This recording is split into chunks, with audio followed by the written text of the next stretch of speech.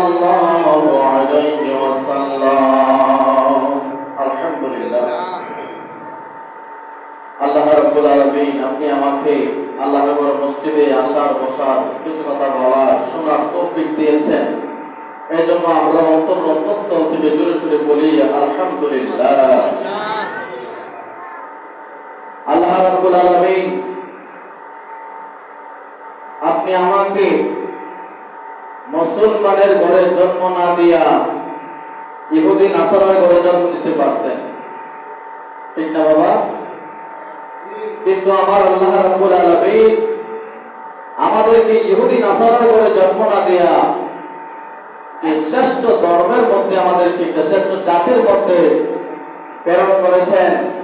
যে জাতির নাম হচ্ছে মুসলমান, যে ধর্মের নাম হচ্ছে ইসলাম। শুধু ইসলামই দেই নাই, আল্লাহ রাব্বুল আলামিন এই ইসলামের মধ্যে আমাদের মধ্যে এমন এক নবী প্রেরণ করেছেন, যেই নবী কুল কায়নাতের বাদশা, যেই নবী রাহমাতাল লিল আলামিন, যেই নবীকে সৃষ্টি না করলে আমার আল্লাহ বলেন, হাবিব আপনাকে আমি সৃষ্টি না করলে আসমান বলেন জমিন বলেন কোনো কিছুই বানাইতাম না, এমনকি আমি আল্লাহ নিজে প্রকাশ হইতাম না। ও হাবিব, সব কিছু বানাইলাম একমাত্র আপনি হাবিবুল্লাহর কারণে।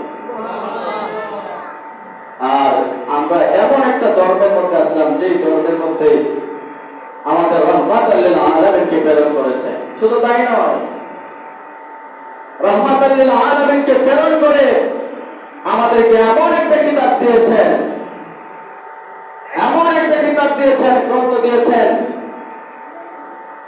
এই কিতাবটা সর্বশ্রেষ্ঠ কিতাব, কিতাবের নাম হচ্ছে কোরআন মাজিদ।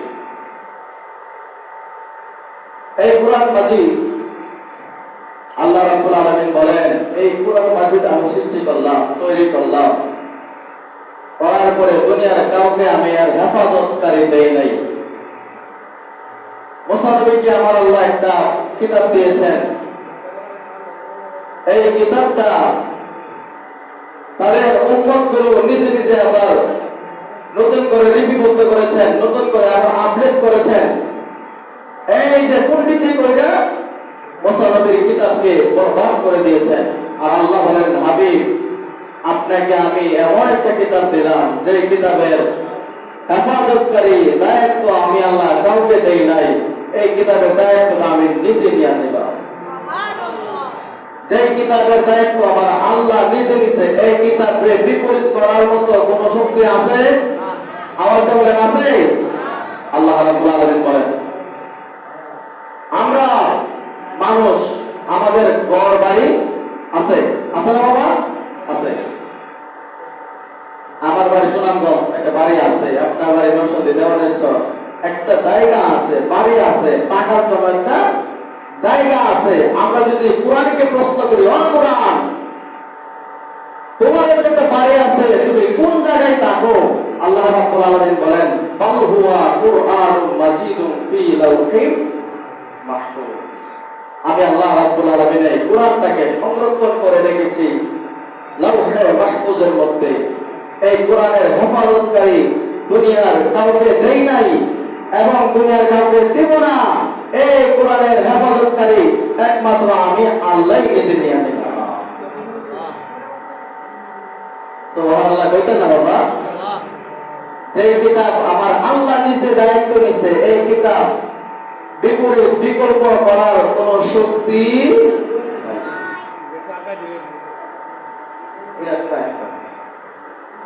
আজকের জুমার আলোচনা হচ্ছে গিয়া আমরা যে আযান দেই আর মসজিদে যে আসি, শুধু আযান শুনে না, মসজিদে আসি।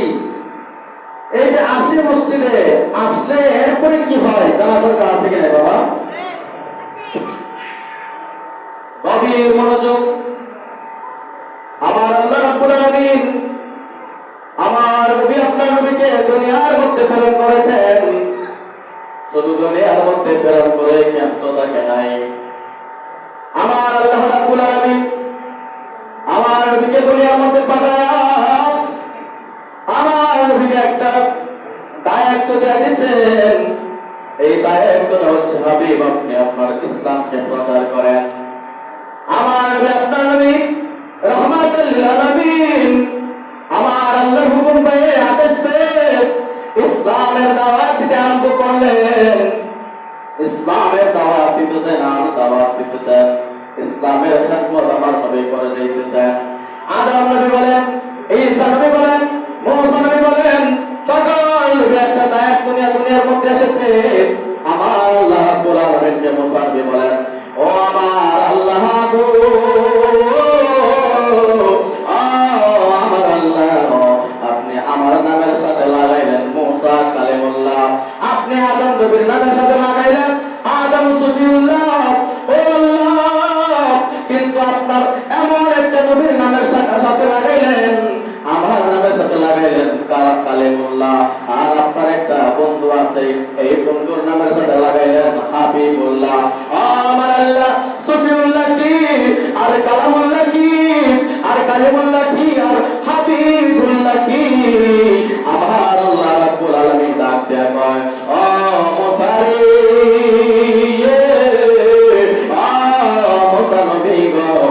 আমি কেন হাবিবুল্লাহ বললাম আর তোমার কেন কালিমুল্লাহ বললাম? ও মুসা, তুমি আমার সাথে কথা বলতে বলতে পাগল হয়ে গেছো। ও মুসা, তুমি আমার না দেখে পাগল হয়ে গেছো। আমি আমার প্রেমে তুমি পাগল, এই জন্য আমি তোমার কালিমুল্লাহ শব্দ দিলাম। আর আমি কেন আমার বন্ধুরে হাবিবুল্লাহ শব্দ দিলাম জানোনি?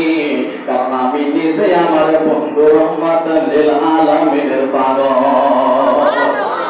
আর জোরে বলেন না আল্লাহু আকবার। আমার নবী আপনার নবীকে কেমন সম্মান দিছে, কেমন মর্যাদা আমার আল্লাহ দিছে। আমার নবীরে বলেন আপনার প্রেমে আমি পাগল। আমার আল্লাহ বলেন আমাকে যদি ভালোবাসতে চাও আমার নবীকে ভালোবাসো।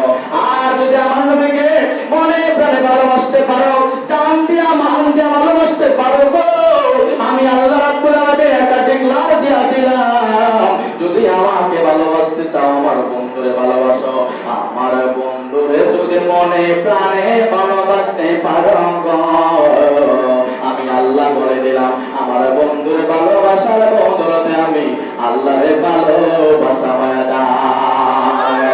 এই জন্য যুবক ভাইরা আমার, ও মুরব্বী বাবা, একেবারে সংক্ষিপ্ত সময় আর আলোচনাটা গুছায় বলাইতেছি।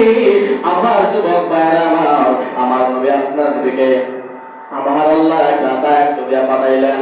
দায়িত্বটা কি? ও বন্ধু, আপনার দুনিয়ার মতো পাঠাইলাম, আর পাঠানোর পরে আপনি ইসলামের দাওয়াত দিবেন, আপনি জান্নাতের মধ্যে আপনার উম্মতগুলো আনবেন, জাহান্নাম থেকে আপনারা জান্নাতের দিকে আনবেন। জাহান্নামের রাস্তা কোনটা আর জান্নাতের রাস্তা কোনটা? ও বন্ধু, আপনি আপনার উম্মতদেরকে শিক্ষা দিবেন জান্নাতের কাজ কেমনে করতে হইব আর জাহান্নামের কাজ কেমনে করতে হইব। আপনার উম্মতদেরকে আপনি এমন ভাবে শিক্ষা দিবেন, আমার নবী আপনার নবী দুনিয়ার মধ্যে আইসা গো, আমার নবী আপনার নবী দুনিয়ার মধ্যে প্রথম মোবারক রাখলেন, রাইকা চাইরে আমার নবী কাঁদতেছে, ইয়া উম্মতি ইয়া উম্মতি ইয়া উম্মতি ইয়া উম্মতি, এমন ভাবে কান্না কাটে আরম্ভ করলেন। আমার নবী আপনার নবী রহমাতুল লিল আলামিনের বয়স যখন আস্তে আস্তে বাড়তে লাগলেন, আমার নবী আপনার নবী রহমাতুল লিল আলামিন শুধু উম্মতের জন্য কান্দে আর উম্মতের জন্য কান্দে। বন্ধুরে আমার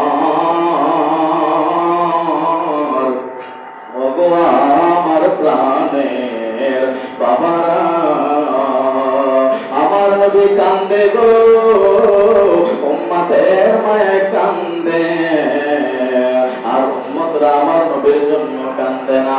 উম্মত কান্দে আর উম্মতে আমার নবীর জন্য কান্দে না। আমার নবী আপনার নবী আস্তে আস্তে যখন ইসলামের দাওয়াত দিতেছেন, আবু বকর সিদ্দিক রাদিয়াল্লাহু তাআলা বলেন, ইয়া রাসূলুল্লাহ, নবী গো, ও আমার নবী আমার, আমরা তো আস্তে আস্তে ইসলামের দাওয়াতটা ঘরে ঘরে পৌঁছে দিতেছি। আমার নবী আপনার নবী রহমাতুল লিল আলামিন ডাক দেয়া কয়, ও আবু বকর, ও উমর, ও উসমান, তোমরা যে ইসলামের দাওয়াতটা ঘরে ঘরে পৌঁছে দিতেছ, আমার নবী ডাক দেয়া কয়, উমর রে, আবু বকর, তোমরা ইসলামের দাওয়াতটা ঘরে ঘরে পৌঁছে দিতেছ, এখন তোমরা কি করতে চাও? আবার আবু বকর সিদ্দিক রাদিয়াল্লাহু তাআলা আনহু ডাক দেয়া বলে, ইয়া রাসূলুল্লাহ, আমরা তো ইসলামের দাওয়াতটা গোপনে গোপনে দিতেছি, আমরা চাই এখন ইসলামের দাওয়াতটা যেন প্রকাশ্যে দিতে পারি। জোরে বলেন না আল্লাহু আকবার। জয় মাতা আমার নবী রাহমাতুল লিল আলামিন কে বলেন, ইয়া রাসূলুল্লাহ, নবী গো, আমরা চাই ইসলামের দাওয়াতটা আর গোপনে দিতাম না, আমরা চাই ইসলামের দাওয়াতটা প্রকাশ্যে দিব। বন্ধুরে আমার নবী আপনার নবী ডাক দেয়া বলে, আবু বকর, এখনো ইসলামের দাওয়াতটা প্রকাশ্যে দেবার সময় হয় নাই। আবু বকর, এখনো ইসলামের দাওয়াত প্রকাশ্যে দিবার সময় হয় নাই। এবার আমার নবীর কথা অনুযায়ী আবু বকর হঠাৎ আরেকদিন বলে, ইয়া রাসূলুল্লাহ, নবী গো, আমরা এখন ইসলামের দাওয়াতটা দিতে চাই। আমার নবী আপনার নবী ডাক দেয়া কই, ইসলাম গ্রহণ করছে কয়টা? এবার আমার নবী আপনার নবীর ডাক দেয়া কই, ইয়া রাসূলুল্লাহ, আমরা তো মাত্র 7-8 জন, আমরা 7-8 জন ইসলাম গ্রহণ করলাম, আর এই 7-8 জনে আমরা মিলে ইসলামের দাওয়াত দিব। আমার নবী আপনার নবী রাহমাতুল লিল আলামিন বলেন, যদি তোমরা প্রকাশ্যে ইসলামের দাওয়াতটা দিতে চাও, তাহলে তোমরা মসজিদ নববীর ভিতরে এমন একটা দিন আইসো, মনে করেন শুক্রবার দিন। আমার নবী কয়, শুক্রবার দিন তোমরা নামাজের পরে বসো, কেদায় কেন তোমরা ইসলামের দাওয়াতটা দিবা, তোমরা শুক্রবার নামাজের পরে বসবা। বন্ধুরে আমার নবীর কথা অনুযায়ী আবু বকর সিদ্দিক রাদিয়াল্লাহু তাআলা আনহু শুক্রবার দিন এই মসজিদ নববীর ভিতরে বসলেন। বসার পরে আমার নবী আপনার নবী অসংখ্য সাহাবায়ে কেরামকে নিয়ে মসজিদ নববীর ভিতরে বসলেন। আমার নবী ডাক দিয়ে কয়, ও সাহাবায়ে কেরাম, তোমাদের মধ্য থেকে কেদারে আগে ইসলামের দাওয়াত দিবা, তোমাদের মধ্য থেকে কেদারে আগে ইসলামের পানিটা করে করে পৌঁছায় দিবা।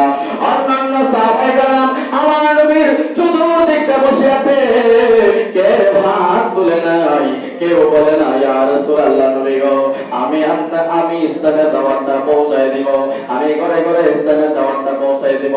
সকল সাহাবায়ে কেরাম একেবারে চুপ করে রইলেন, কোন সাহাবী কথা বলেন না।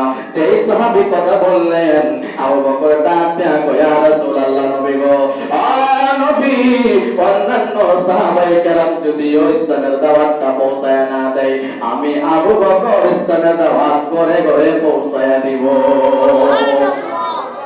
যেই মাত্র আমার নবী রাহমাতুল লিল আলামিনের সামনে আবু বকর দাঁড়ায় কই, নবী গো, আমি ইসলামের দাওয়াতটা করে করে পৌঁছায় দিব।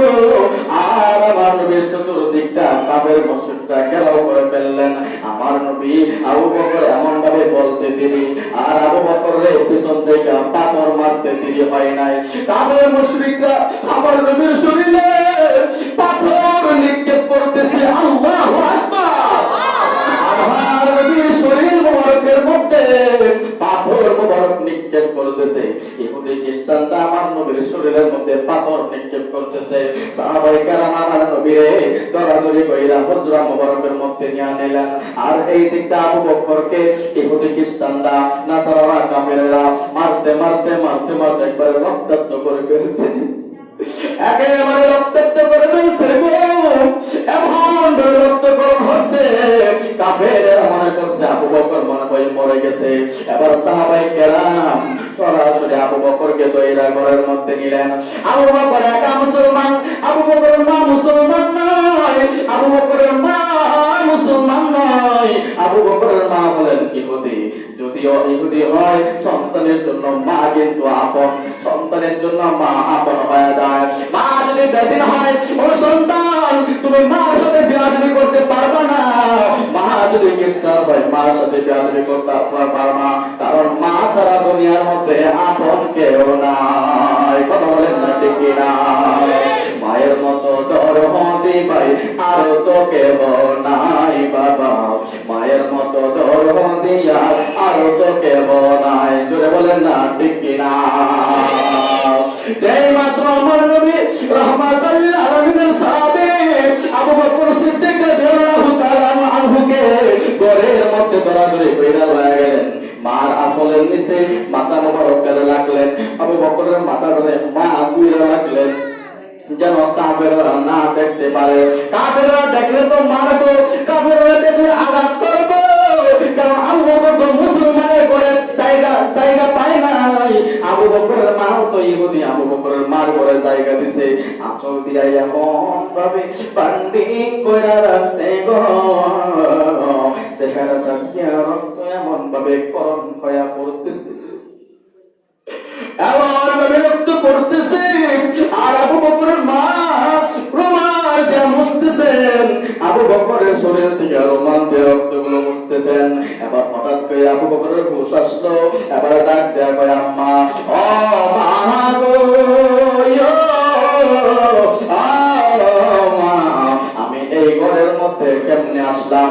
এবার ডাক দেয়া কয় বাবা রে, ও বাবা, আমার নবীর সাথে তুমি মিটিং করতেছিলাম, মিটিং করার মধ্য দিয়া তোমাকে কাফের মুশরিকরা পাথর নিক্ষেপ করলেন, ইট নিক্ষেপ করলেন।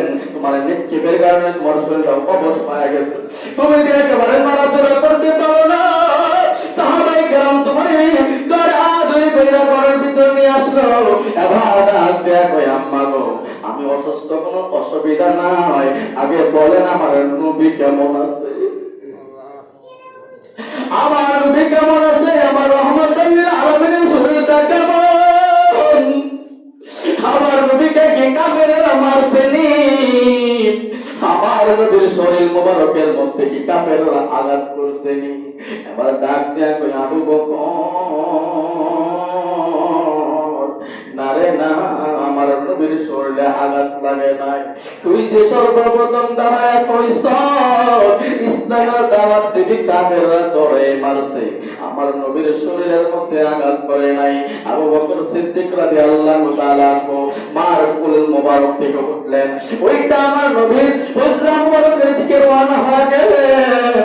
আমার নবীর হুজরা মোবারকের দিকে রওনা দিয়া কয়, আমার নবীর হুজরা মোবারকের দরজার সামনে ইয়া কয়, আসসালাতু ওয়াসসালামু আলাইকা ইয়া রাসূলুল্লাহ, আসসালাতু ওয়াসসালামু আলাইকা ইয়া হাবিবাল্লাহ। এই মাত্র আবু বকর সালাম তখন দিতেছেন, আমার নবী ডাক দিয়া কয়, ইয়া আবু বকর, ও আবু বকর, তুমি কি আমার হুজরার সামনে আইছনি? আমার নবী কয়, ইয়া রাসূলুল্লাহ, নবী গো। আমার নবী ডাক দিয়া কয়, আবু বকর, তোমার শরীরটা কেমন? এবার আবু বকর ডাক দিয়া কয়, ইয়া রাসূলুল্লাহ, নবী গো, আমার শরীরের কথা জিজ্ঞাসা করবেন না, আমি আবু বকর আপনারে জিজ্ঞাসা করতেছে আপনার শরীরটা কেমন? আমার নবী কয়, আবু বকর, আমার শরীরটা আলহামদুলিল্লাহ, আল্লাহ অনেক ভালো রেখেছেন।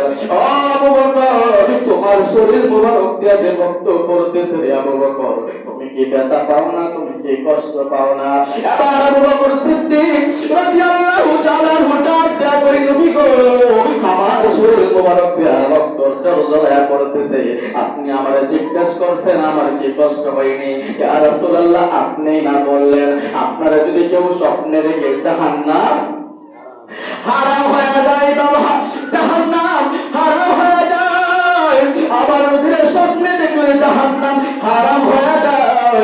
আমার নবী বলেন, ও আবু বকর, আমি বললাম জাহান্নামটা হারাম হয়ে যায়, কিন্তু তোমার শরীর মোবারক দিয়ে রক্তটা ঝরঝরা পড়তেছে, তুমি কি কষ্ট পাও না? ব্যথা পাও না?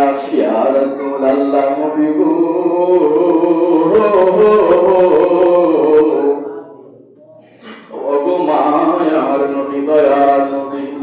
আমি তো দুনিয়ার কোন মানুষের সামনে দাঁড়ানো না, আমি তো প্রেমন্তের সামনে দাঁড়ানো না গো নবীজি, আমি তো এমন একটা মানুষের সামনে দাঁড়ানো।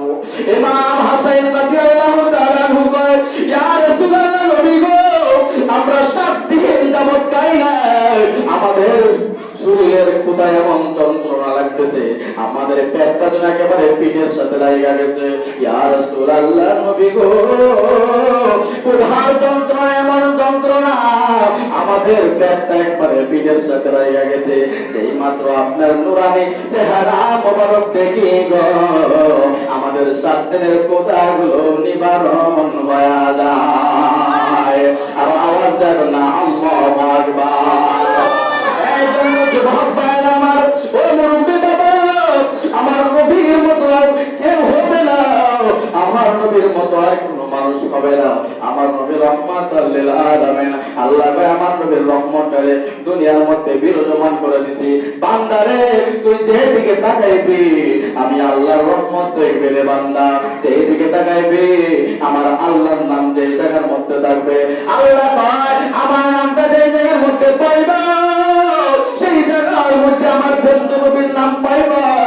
কারণ আমার বন্ধু নবীর শান আমি আল্লাহ কেমন বাড়াইলাম। আল্লাহ কয় ওয়া রাফা'না লাকা যিকরাক। হাবিব গো আপনার শানকে আমি বুলন্দ করে দিয়েছি, আপনার শানকে আমি উঁচু করে দিয়েছি। ও বন্ধু আমার আপনার শানকে আমি উঁচু করে দিলাম। ও বন্ধু আপনার শান ইচ্ছা করলে কেউ কমাইতে পারবে না।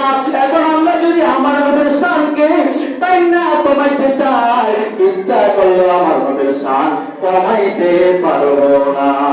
কথা বলেন না ঠিক কিনা? রহমতে আলম নবী নূরে মুজাসসাম বলুন রহমতে আলম নবী নূরে মুজাসসাম। সাহাবীরা তোর বানায় ওই নবীজির গাম বলুন সাহাবীরা ওই নবীজির গাম। চিনো মানো জানো কেমন আমার নবীজি, তাহার পাগল চন্দ্র সূর্য তারকারাজি, তাহার পাগল চন্দ্র সূর্য তারকারাজি। আরো শুনবানি দেওয়ানের চরবাসী, আরো শুনবানি দেওয়ানের চরবাসী। জান্নাতের রুমে রুমে লিখা নবীর নাম। রহমতে আলম নবী নূরে মুজাসসাম বলুন রহমতে আলম নবী সাম। সাহাবীরা আতর বানায় ওই নবীজির গাম বলুন সাহাবীরা আতর বানায় নবীজির গাম। উস্তুনে হান্নানা একটা খেজুর গাছের নাম, যাকে ধরে খুদবাদিতের রাসূল আকরাম, যাকে ধরে খুদবাদিতের রাসূল আকরাম। গাছ নবীর বিরহে কাঁদিতে রহে, নবীর প্রেমেতে কাঁদিতে রহে। হতবাক হইলেন যত সাহাবায়ে কেরাম বলুন রহমতে আলম নবী মুজাসসাম বলুন রহমতে আলম নবী নূরে মুজাসসাম। সাহাবীরা আতর বানায় ওই নবীজির গাম। বাবা সাহাবীরা ওই নবীজির গাম। আমরা ওই নবীর গোলাম হতে চাই কি চাই না? আওয়াজ করে চাই কি চাই না? যদি আমরা চাই তাহলে আযান দিলে ঘরে বসে থাকার সময় নাই, নামাজ পড়তে হবে। রাসূল বলেন কেউ যদি জামাতে এক রাকাত নামাজ পড়ে, এক রাকাত নামাজ পড়ার বদলে 27 রাকাতের সওয়াব পাওয়া যায়। কয় রাকাত? 27 রাকাত। এরপরে আমার নবী বলেন কেউ যদি এশারের নামাজটা পড়ে, কিসের নামাজ? এশারের নামাজটা জামাতের সহিত পড়ে, এশারের নামাজটা পড়ার বদলে প্রত্যেক রাত্র দাঁড়ায়া নামাজ পড়লে যে সওয়াবটা হবে, রাসূল বলেন এশারের নামাজটা পড়ার বদলে অর্ধেক রাতের সওয়াব দেওয়া হয়। সুবহানাল্লাহ। হাদিসের মধ্যে দেখলাম আসরের পর থেকে ফজর পর্যন্ত আমরা যেমন ডিউটি করি, সাহাবারা ডিউটি আছে না বাবা? সাহাবায়ে কেরাম আসর থেকে ফজর পর্যন্ত রাতে যারা ডিউটি করে, আসর থেকে ফজর পর্যন্ত তাদের ডিউটি আরম্ভ হয়ে যায়। আবার ফজর থেকে দিনে যারা ডিউটি করে আসর পর্যন্ত শেষ। তখন আল্লাহ রাব্বুল আলামিন রাতের ফেরেশতাদেরকে জিজ্ঞাসা করে, ও ফেরেশতারা তোমাদের আমি দিলাম ডিউটি করার জন্য, আমার বান্দার হলে কেমন দেখতে আইছো? কথা সুবহানাল্লাহ।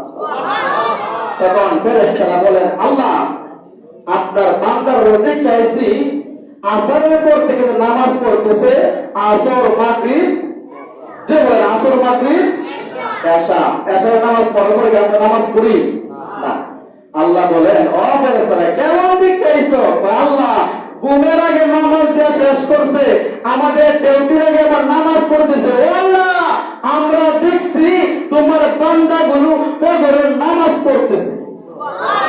ও আল্লাহ, আমাদের ডিউটিটা দেখলাম আসর থেকে ডিউটি আরম্ভ হয়েছে ফজর পর্যন্ত, এর ভিতরে দেখলাম তোমার বান্দারা নামাজ পড়তেছে। আল্লাহ কই এর ভিতরে কি ঘুমাইছিস? ও আল্লাহ ঘুমাইছিস। আল্লাহ কই যা, মাগরিব এশা ফজর নামাজ পড়ার বদৌলতে এই যে ঘুমাইছে, ঘুমায়া সারা রাত কারায়া তাহাজ্জুদ নামাজ পড়লে যে সওয়াবটা হইব, ঘুমাইছে যে আসর থেকে এসে ফজর পর্যন্ত যে ঘুমায়া মাগরিব এশা নামাজগুলো পড়ছে, আল্লাহ কই যা, আমি আল্লাহ এই রাতটার মধ্যে ঘুমানোর বদৌলতে তাহাজ্জুদের অর্থে তাহাজ্জুদের সওয়াব দিয়ে দিলাম।